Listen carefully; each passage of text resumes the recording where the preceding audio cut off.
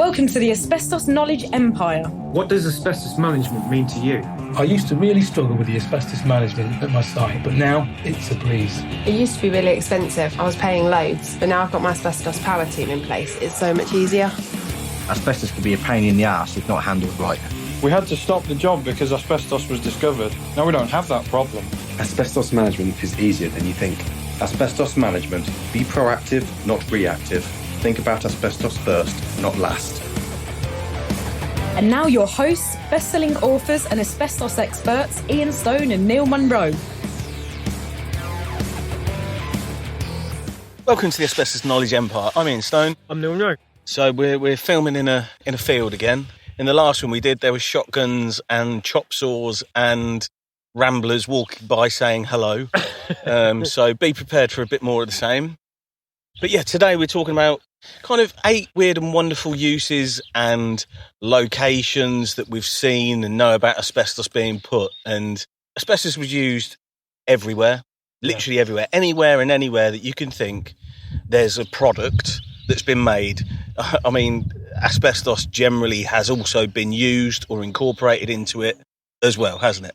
Yep, loads. Thousands and thousands of different materials have had asbestos added to them. One of the ones that springs to mind was the old Kent cigarettes that had the asbestos in the filter. Yeah. They said it was the greatest health protection in history.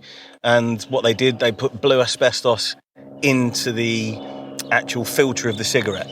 And so not only were you getting, I presume, all the usual nicotine and tar and all the crap from cigarettes, but you also had a big dose of blue asbestos as well. Yeah, it's the at-home products that always kind of surprised me a little bit coming into the industry. You know, like dishcloths. Yeah. With asbestos in them.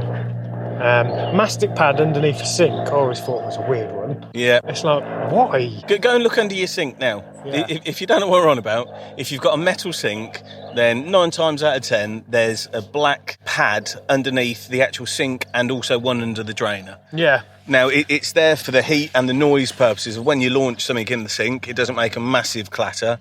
And also, they're made from, like, thin, cheap metal, and you put loads of hot water in, they bend and pop. And what the mastic pad's supposed to do is to stop that happening. Yeah. Now, they're not all asbestos, so if you've got one under your sink, don't worry. But, like I say... It was very commonly used. They were very commonly used. Yeah, they always kind of surprised me when I first came into the industry.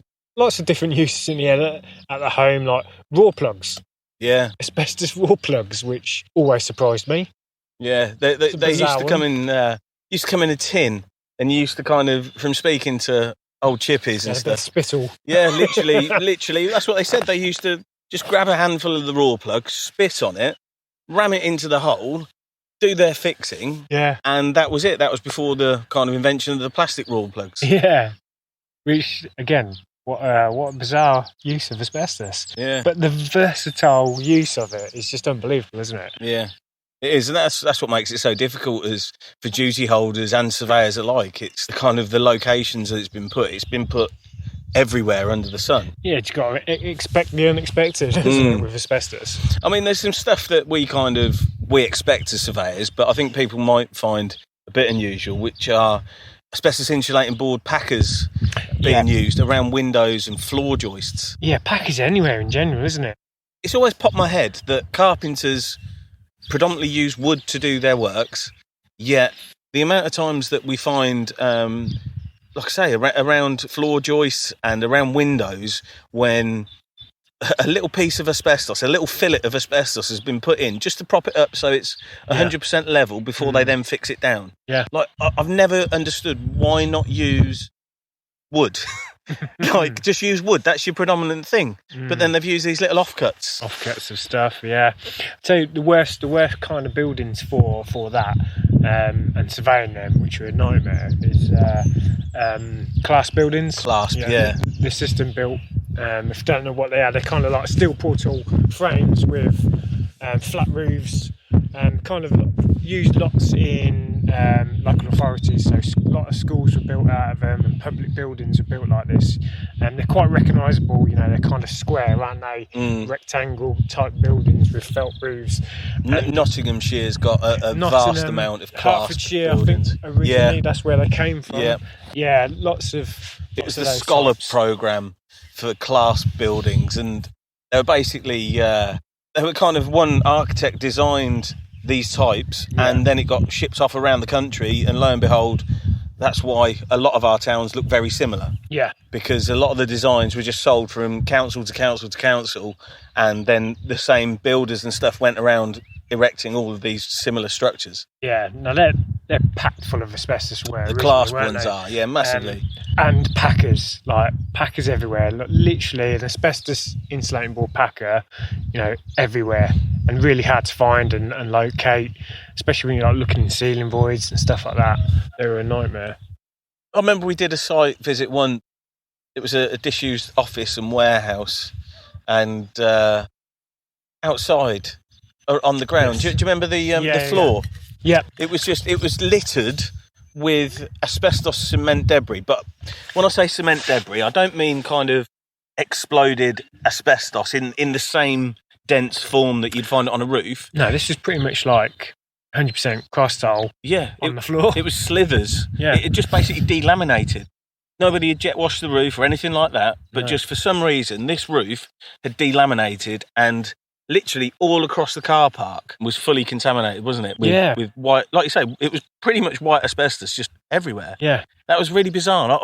I've never got my head around how that came to happen. No, like you said, because sometimes with people washing down asbestos cement roofs, you do get a slurry of crustal.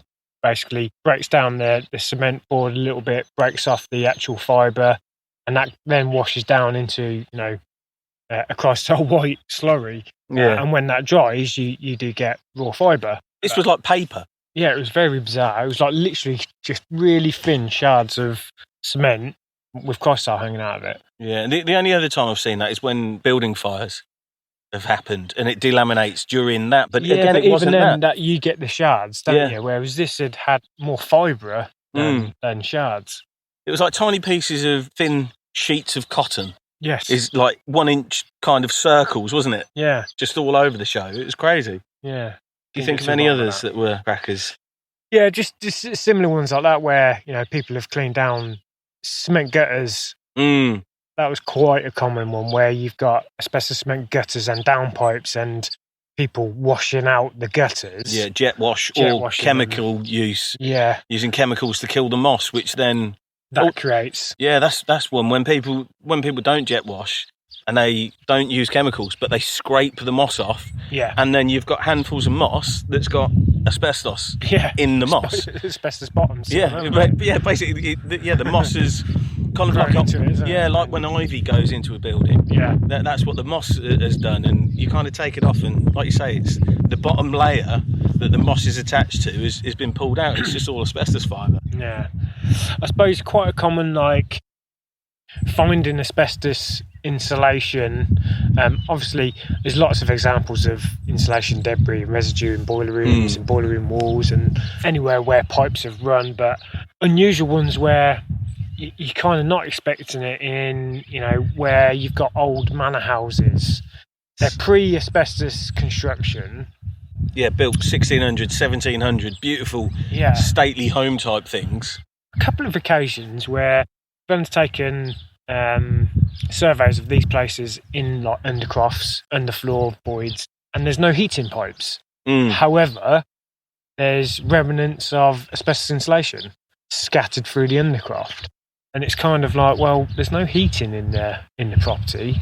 Where has that come from? And that's happened a few times. We've had that. Yeah, it has. Yeah, definitely. I remember we did a project when it was at a manor house somewhere near Northamptonshire, Oxfordshire border, and the guys were looking at building a swimming pool, weren't they? Yes. The house was massive, like ridiculous, like Buckingham Palace. Yeah, beautiful.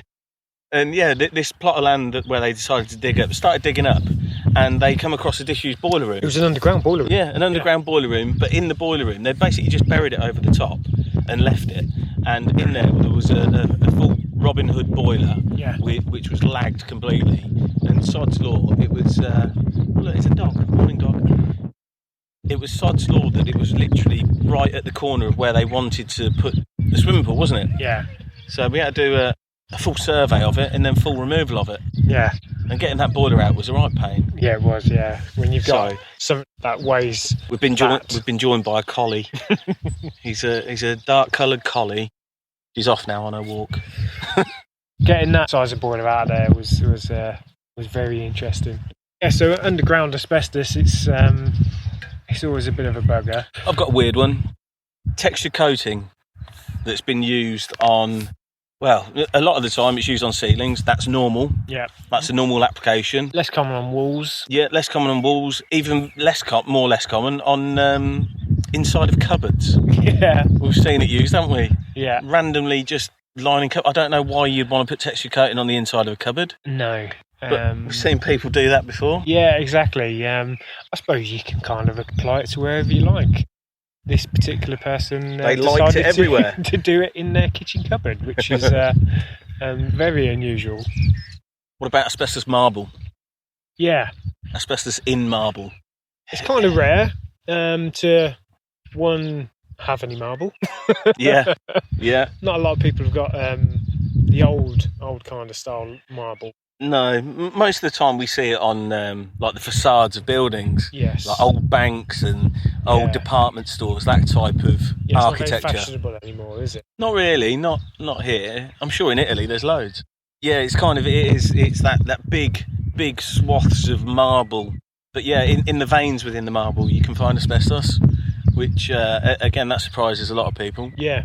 One that always tickles me is we've seen quite a lot of asbestos cement pots, plant pots in particular, in people's gardens. Yeah, factory made Yeah. cast plant pots out of asbestos. Yeah. Like window boxes as well. Yep. Big plant pots.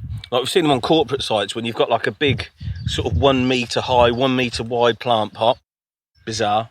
And also asbestos cement sheets that have been created to sort of separate boundaries in gardens or allotments. Yeah, definitely. Yeah, I don't know where all the allotment people get it from, but I've seen that a lot. Like I've seen people make like potato beds out of it. So you've got the 4 sheets around the side. They've filled the middle with soil. They grow potatoes in there, but literally all the 4 sides are asbestos cement. It was quite common on local authority housing where you get the boundary separations between the houses. Usually like a low level kind of like earth separator, I suppose, isn't it? Below the fence. That's quite common to have those sheets there, isn't it? Yeah, especially in sort of terrace type houses where the ground is staggered and it moves down bit by bit. Yeah. It's kind of an earth retaining wall, but it's just a bit of asbestos cement. I suppose when we think about asbestos, we always kind of think about it in buildings or items within buildings, but an unusual one where we're surveying a derelict site where obviously it had buildings on at some point, but this was now kind of overgrown. It was more like a field with a couple of like little outbuildings on it, but the entire site was just strewn with asbestos debris. It was just scattered, wasn't it? Literally everywhere. Yeah. You couldn't put a foot for not standing on asbestos. Yeah, and it wasn't like an old production factory or anything like that. It was just literally a normal commercial site. No one ever knows where this asbestos came from. No. It didn't appear to have been dumped there. It looked like it was a building that was full of asbestos, had been knocked down, and they'd taken all their bricks away and just left the asbestos. It was very bizarre. It was. Another weird one that we've seen, it's asbestos in soil that is on new build properties. A whole brand new housing estate has been constructed. They've brought soil for the gardens and things like that to site to finish it, but the soil was contaminated. That was crazy. That particular occasion had to have air monitoring for a very, very long time, and that was a very expensive and long cleanup of that. And this is kind of probably the awareness that we've got about contaminated soil that we have today. You know, although the regulations were in place, it's kind of, would you say, a forgotten element of the asbestos regulations? Or I don't know. It was kind of, it wasn't on the radar as much, was it? People literally just thought about asbestos in buildings. Yeah. That was it. Full stop. It was asbestos surveying in buildings. You only get asbestos in buildings. That's it. Nobody thought about, I think that was it. It was just kind of an omission that nobody had thought about the contamination in land. I mean, farmers are a great one for it, that they'll sell off a bit of land for housing development or commercial development. And a lot of the time, when the development starts, lo and behold, they find asbestos cement buried. And they're renowned for that because they've got a big plot of land. They've got all the machinery. They'll go and dig a hole. They'll take their barn down. And instead of paying for somebody to take it away and dispose of it, they just bury it on their own land. But don't tell anyone.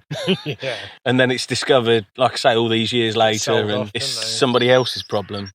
One came to mind when you were on about stuff in buildings was filing cabinets and safes. Yeah. We've seen that a lot. There's asbestos insulating board linings within filing cabinets. Yeah. Woven asbestos, Around like the seal, seals, yeah. around safes and things like that.